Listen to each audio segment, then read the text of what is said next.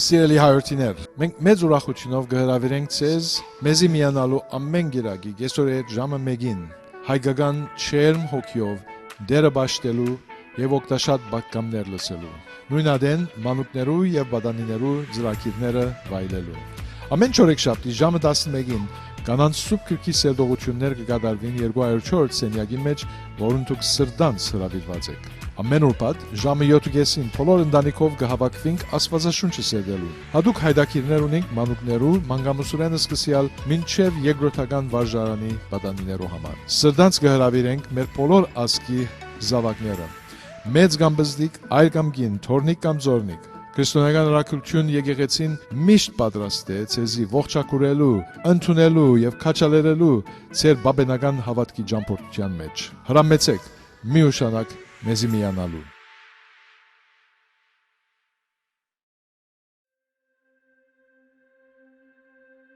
Ցավոք մահը անխուսափելի է։ Մանարկ թաղման ծառայությունը կազմակերպում է թաղման արարողության լիակատար ծառայություն։ Ամբողջ թաղման հոգսը մենք վերցնում ենք մեզ վրա, թեթևացնելով ընտանիքի մտահոգությունները այդ ծանր իրավիճակում։ Բոլոր աշխատանքները կատարվում են մեծ հոգատարությամբ եւ պատշաճ մակարդակով։ Տրամադրում ենք նաեւ հողատարածք։ Մանրամասների համար զանգահարեք 818 309 0303։ Աստված ձեզ պահապան։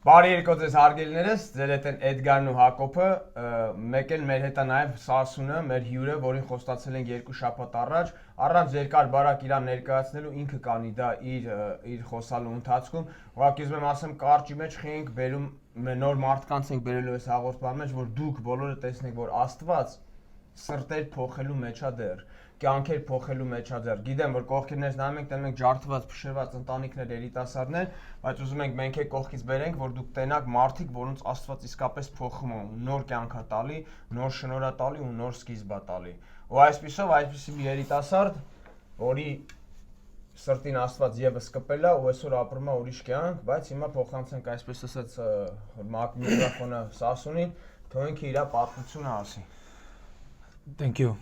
It's truly an honor to be over here and to be able to speak on the testimony that the Lord Jesus Christ has given me. My name is Sassoun. I'm the oldest of 3 siblings. I have 1 son. I was born in Woodland Hills, California. Growing up, I was exposed to a lot of anger, violence in the home. By the age of 15, I was already struggling within myself. I was in a fight within myself to try to understand myself. And because of this, I started using drugs. My friends and I would literally do cocaine instead of go to school. It was fun until I started using heroin. I still remember the first time I put those 2 paper clips and I inhaled the smoke and I blew out the smoke and the feeling that I felt within myself. It was like no feeling I've ever felt. Immediately I understood that I don't care anymore. And I don't have the ability to feel. I've grown numb to my feelings. I have nothing to worry about anymore because I don't have anything to feel. I felt that I found the answer to my problem of life. I didn't have to think anymore or try to figure things out. I would just run from them within the smoke of heroin. No more remembering, no more memories, no more past. This was my problem. I began not to care for my future. And if I was ever going to make it to my future. If I was ever gonna be 25, 26, it just didn't cross my mind. I didn't care. All I cared about was right now, my instant gratification. Because right now I was feeling something within myself. Because right now I was going through pain that was ununderstandable. It was not understandable. It was not imaginable. I felt like I was all by myself. At age 15, I started stealing cars from the brand dealerships, Jack Ellis Dodge. I would steal the cars. I would steal the cars and take it to body shops, sell them, drive them. In high school, I was a big knucklehead. I was fighting a lot. I loved fighting. I used to box. I would fight, and I got put on probation when I got caught stealing cars. And because of my fighting and my inability to be, a good kid or a well-behaved kid, I got kicked out of the Glenville Unified School District. I was so bad I couldn't even go to Daly High School. I was sent to a school called Valley High School. It was very, very hard because at that time, Armenians were hated. They were hated by other races, blacks, Mexicans, especially Mexicans, and we would fight a lot with them. And in this school, I was only Armenian, so I had a lot of fighting to do. And from that school, Valley High School, I went to a probation camp. I went to probation camp because I violated my probation. I think it was about 12 to 15 months, something like that. In that camp, I went through literally a hell. I went through fighting for basically the Armenian race. I went through a lot of nonsense. Children trying to prove themselves. But the problem here was that while they were trying to prove themselves, I was proving myself. Anybody who had a problem with me, they had a problem with themselves. Because at the end, they were getting knocked out. And this is the truth. So this was bad because once I got released from probation camp, I was a legend in my mind, but it wasn't true. And this was bad because I felt that I conquered my biggest battle, which was my insecurity. I believed that I was a legend, and that's a dangerous place to be. And now I understand. I got out at 17. I was living a sinful life, which of course led to sexual promiscuity. I started having sex with different women at a very young age. That was another addiction that came to me at a very young age. That with pornography at a very young age. I remember the way I would use sex as power, as a form of getting what I wanted from women. Plain evil and wicked. And this is because I've watched this happen from my father. This is what I was exposed to. And at a young age, all I did was a lot of sex, a lot of drugs, and a lot of fighting, and a lot of money. I was popular in my city. I was popular and people didn't want me there because I was very violent. I was a very angry child. Very, very angry child. At age 20, I decided to be an alcohol drug abuse counselor. I was the primary substance abuse counselor for Grand High School, Jack London, Valley High School, the school I went to jail from. Yes, the school I went to jail from.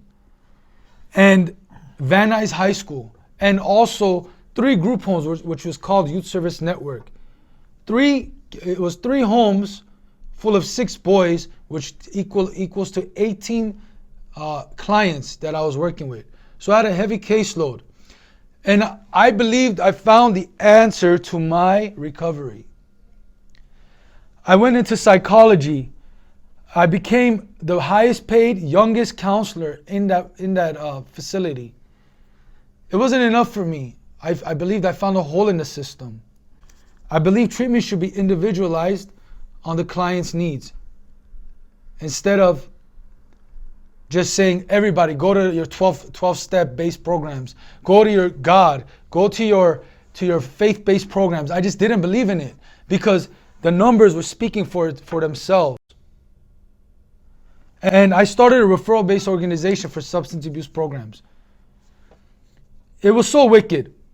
I was selling marijuana in a dispensary that I owned, selling drugs, but also owning a referral-based organization for substance abuse programs. Plain wicked. Even though I was sober, I was still sinning. And it's amazing how the heart is deceitful and wicked above all things. It can truly lead you astray. It can truly lead you to some dark places if you're not careful. It can truly lead you to some dark places if you're not careful. The desires of wanting to use drugs never left me. I always had this inner struggle. Even though I I was talking about, drug and alcohol counseling, talking about, theoretical approaches, psychological theoretical approaches. Even though I was talking about communication failures, even though I was talking about how the science behind addiction, I was struggling with my own addiction. Within myself, every day, tooth and nail, every day, tooth and nail, trying to run away from this inner struggle and turmoil. It was impossible. I was a ticking time bomb because I was never free.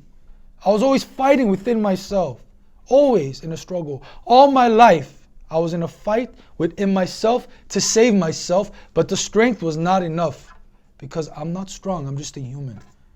I'm just a fallen creature, just like you. So, were you in your addiction when you were counseling people in your drug and counseling business? No, but I was very close to relapsing. The struggle within myself was just too powerful, and it was it was a very quick action. Once I relapsed, I stopped everything. I stopped my program, my referral-based organization. I lost everything.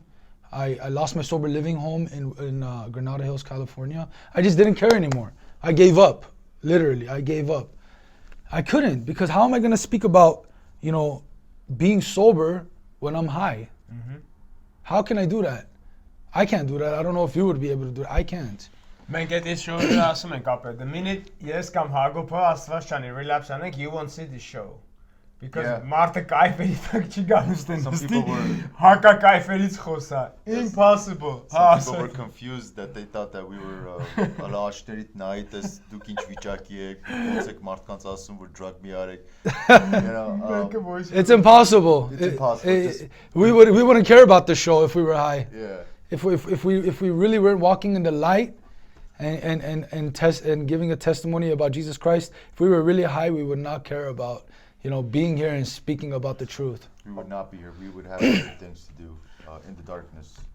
So tell us, Ape, so then you relapsed. I relapsed. I lost my condo, my relationship, my son. Quickly, I ended up in the streets of Tahanga. Very quickly. I ended up... and you relapsed on what? I relapsed on cocaine at first. And then I did Adderall, and then I went to crystal meth. Այդ Adderall-ը անցյալ շաբաթ որ խոսում ենք Հագի հետ, երկու շաբաթ առաջ կամ է։ Այդ դեղն է, որ երեխեք անում են, որ իբրե դաս անեն, ֆոկուս անեն, դասերը, էսի դպրոցներում շատ կա, ժողովուրդ ջան, փոքր սպիտակ հաբա։ Անում են, որ կարողան կենտրոնանալ, բայց դա խրուստալի ամֆետամինի սալթ է, մասնիկա, շատ փոքր մասնիկա պակասում, բայց նույն բանն է, ուղղակի կենտրոնացում մի հատ բանի վրա, ասես կենտրոնանում է ժամերով, բայց որը տանում է այդ մեթի ուշադիր է։ It's the same feeling of crystal meth. Mm-hmm. It literally felt like I relapsed, in which case I wanted the pookie. Mm-hmm. I wanted the pipe. So I went into Tahanga, into a drug house that I knew a long time ago. They were still there, and I got my drugs. I started using, and very, very quickly I lost everything, and I ended up stuck in the city of Tahanga with a bunch of drug addicts, and I lost everything, like I said, and I became homeless on the streets. I became homeless. I was all by myself. My family was asking me to stop using drugs. There was no way I was going to stop. There was no way. If anyone knows, when you stop using drugs and you start where you left off. You don't just go back from the beginning. No, the monster was awakened. The monster was awakened. That was it. I didn't care. And again, I had a reckless, self-destructive nature, and I was ready to kill myself and being high in the process. So I was homeless. I stayed homeless for almost a year in the city of Tahanga. Being, again, sinning, sexually immoral, fornicating with different women, doing different things, drug dealing, different types of fraud. I was using my own search for sobriety, my organization to keep my friends out of jail. That was my little hustle. I was just wicked. I was really wicked. And this is something I actually want to share. This is amazing what the Lord did. And now, I retrospect and I think about it, it's amazing. Remember I told you guys that I was a counselor for a youth service network, which is a group home for kids. So I was literally, I had a girlfriend at that time in the city of Tahanga where I was living in her house, and she lived with her grandpa, and her grandpa was married to a woman, and this woman had a son. His name was Alex. And I was in their house, and out of nowhere, Alex came. And Alex was my client from a group home. And he's like, Sam, what are you doing here? I didn't know what to say. I didn't know what to say. I was so embarrassed. I was so embarrassed. That was such a breaking point because I realized, whoa, everything I've been speaking about, talking about is in vain. It's not, it has no substance. All this psychological, this therapy, this the 12 steps is okay, but it's watered down. It's tainted, and I'll talk about that some other time. But it was a breaking point for me because I realized, oh my Lord, Jesus Christ, I come down to nothing. I've came to a place where I never thought I would be, homeless. I went from making money, having marijuana shops, to having everything, but lost everything in one snort of a line. And everything that you knew to help yourself wasn't It helping. was not enough. How are you going to tell somebody who loves doing drugs not to do drugs? How are you going to do that? It's impossible. If my body wants to do it, and my body's used to doing it, and needs it, and it wants it, how are you going to tell me and look at me in the eyes with tears in your eyes and say, Sassoun, please don't do these drugs. Sassoun, don't you care about me? No, I can't care about you. I'm on drugs. I'm possessed by demons. I cannot do anything. This is a spiritual war that we're in. In the Bible, in Ephesians 6, it says that we do not fight against flesh or blood, but principalities of darkness. How are you going to fight something in a physical that's spiritual? It's impossible. But with God, all things are possible. And this is the thing that, this was a breaking point for me with Alex. And it was a process. You know, I went in and out of jail stealing cars. Remember, I was homeless. I hit the nitty gritty. I hit my head on, I was literally on rock bottom. And all I had to do was stop doing drugs and I can get all the help I want. I have a mother who would help me out. I have a lot of people that would have helped me out, but I didn't want nothing. I didn't care about anything. I just wanted to die, to be honest with you. I wanted to die and get it over with. I remember one time, and then I started using the needle. The homelessness took me to the needle because after a while, the nitty-gritty, the funds, and when you don't have any more money or you're going in and out of hotels, you have to conserve your drugs. You have to conserve. You have to think about tomorrow. You have to think about the next day. Because it's a job. It's a 24-hour job. It's a job that is not like no other. It takes away your spiritual. It takes away your physical. It takes away your mental. It takes away your emotional. And it leaves you to nothing. Nothing. Except the drug. Except the drug, yeah. And I had to start using the needle. And was that a bad idea? Was that a bad idea? And I remember the first time I shot crystal meth. And I'll be honest with you, this is why we can't rely on feelings. Because the best feeling of my life was that moment. The best feeling of my life was in that moment. My ears were ringing. My heart was racing. My body was in this euphoric state that I never felt. Not even sex could have made me feel that good. And this is the truth. And this is why as Christians, we can't rely on our feelings. Because our feelings can lead us astray and ultimately take us to death and then into hell. The needle was something else. The needle took me into a different world. I remember waking up to demons tormenting me, not being able to move. They like to call it sleep paralysis. It's not sleep paralysis. It's demonic spiritual warfare, and they're trying to rip your soul out of your body, but they can't because you are a chosen one of the Almighty Creator God, Jesus Christ. And I was a chosen one, but I didn't know. So I was going through the struggle within myself in this spiritual war, and I was getting attacked demonically, and that's something I'll talk about next weeks to come. I ended up in jail. I was stealing cars. I went on a pursuit. The police shot me. They took me down. I remember spinning on the floor thinking I'm going to miss my brother's birthday. It was August 6th. His birthday's on the 10th in 2017. In 2017. Yes, in 2017. And I remember, but I wasn't going to go to my brother's birthday. This was all a lie. This is all deceitfulness. This is all manipulation. I mean, one thing I want everyone to know about drug addicts, okay? don't think they're not going to lie to you, because we lie to ourselves.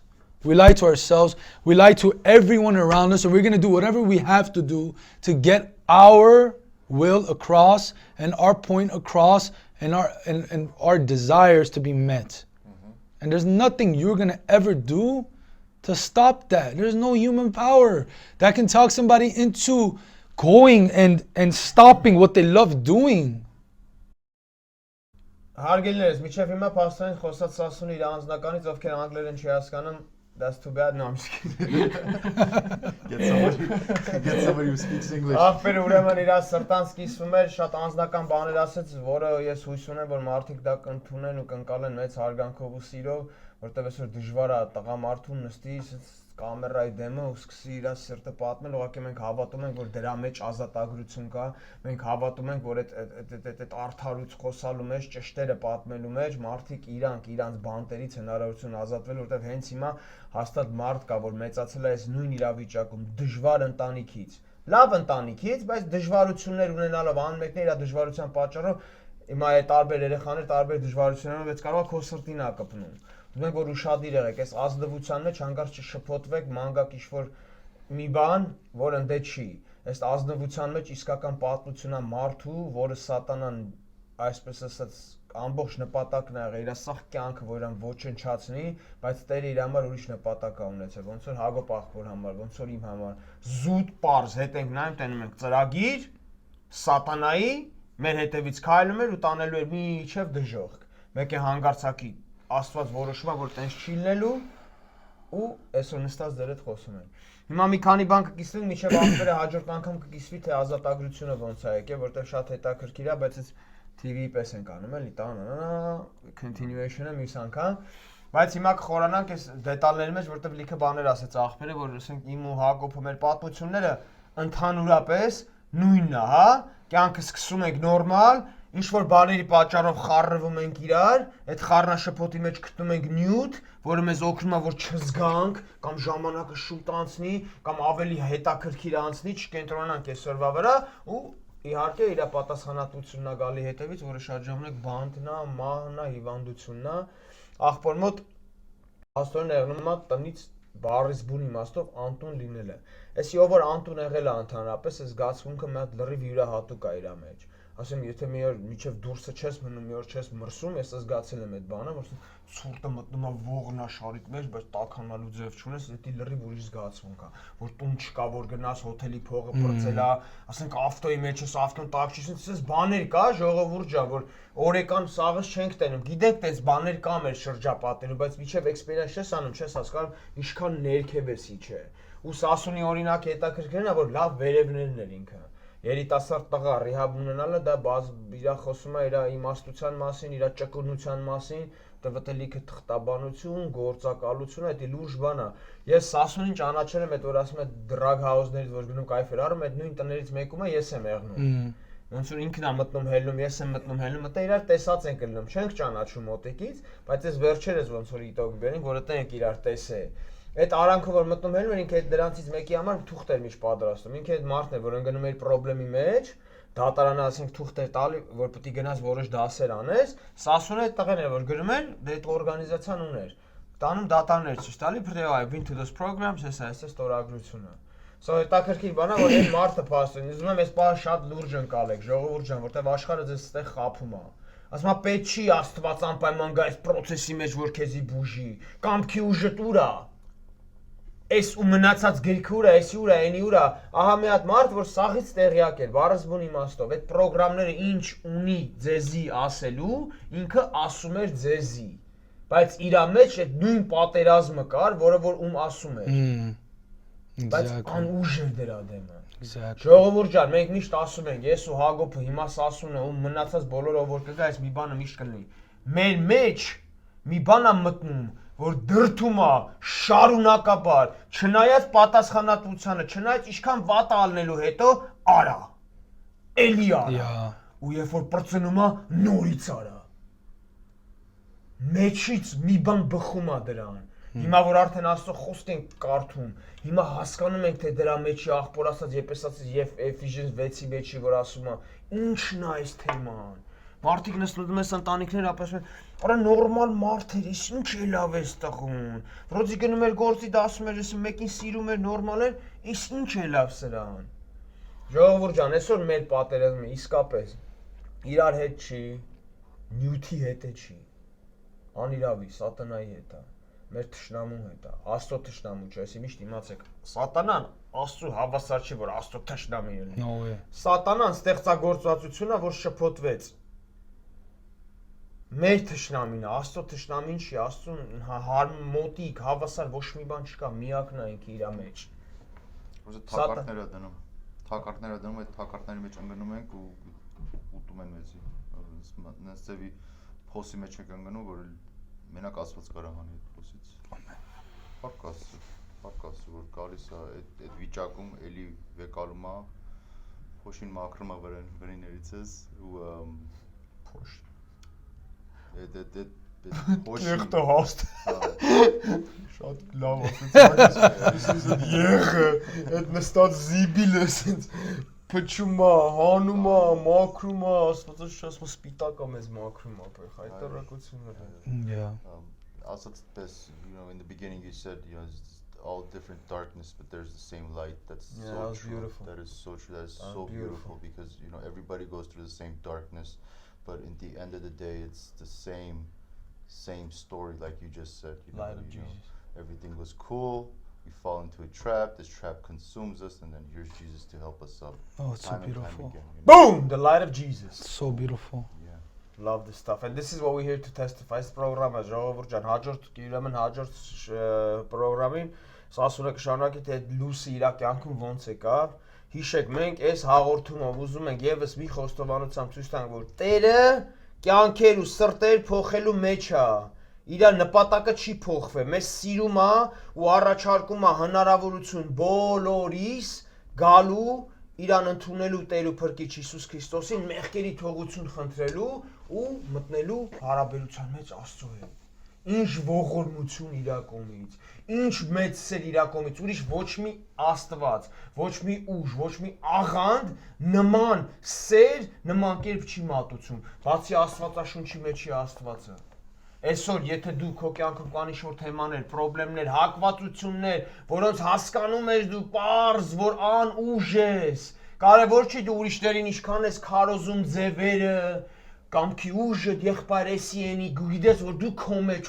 ուժ չունես դրա դեմը առնելու, դու գիտես քո մեջ, որ սխալ ես անում, ու սխալներդ կուտակվում են, ու այդ սխալների համար մի օր պատասխան ես տալու։ Մենք այսօր ձեզ առաջարկում ենք այդ ձրի սերը, որ ողորմած Աստված, Աստվածաշունչի Աստված մեզ sense պարզ տվել է, ու ապացուցել է այդ սերը իր որդուն խաչի վրա հանելով, որի միջոցով միայն այսպես մեղավոր ու այսպես մեղավորների համար նոր կյանք է սպասվում։ Մենք սիրում ենք ձեզ, խոսում ենք օրհնություններ եւ բարգավաճում ձեր տներում, բայց առանց Քրիստոսի անհնար է այդ բոլորը ունենալ ու բացի ունենալուց կարանալու վայելել։ Զանգեք մեզ այս համարով, եթե տանջվում եք ինչ-որ խնդիրներով, հարցեր ունեք, եթե քրիստոնեության հավատքի հետ, Աստվածաշունչից ինչ-որ բան եք կարդա, չեք ընկալում, հաստատ չեք, որ սա կենդանի Աստծո խոսքն է, բան եք կարդացել, որ ոնց կար Աստված sense բան գրի, մեծ սիրով ու եռանդով։ Այսօր ամեն պատասխանը կա, հարգելիներս, եթե դուք չեք գտել, դա չի նշանակում չկա։ Մի թողեք, որ աղանդները ձեր համար պատասխանեն են հարցերը, որ Տերը արդեն պատասխանել է։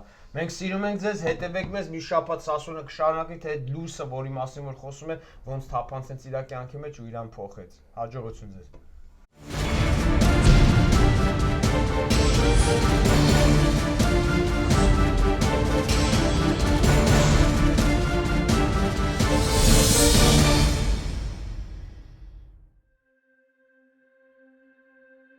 Ցավոք մահը անխուսափելի է։ Մանարկ թաղման ծառայությունը կազմակերպում է թաղման արարողության լիակատար ծառայություն։ Ամբողջ թաղման հոգսը մենք վերցնում ենք մեզ վրա, թեթևացնելով ընտանիքի մտահոգությունները այդ ծանր իրավիճակում։ Բոլոր աշխատանքները կատարվում են մեծ հոգատարությամբ եւ պատշաճ մակարդակով։ Տրամադրում ենք նաեւ հողատարածք։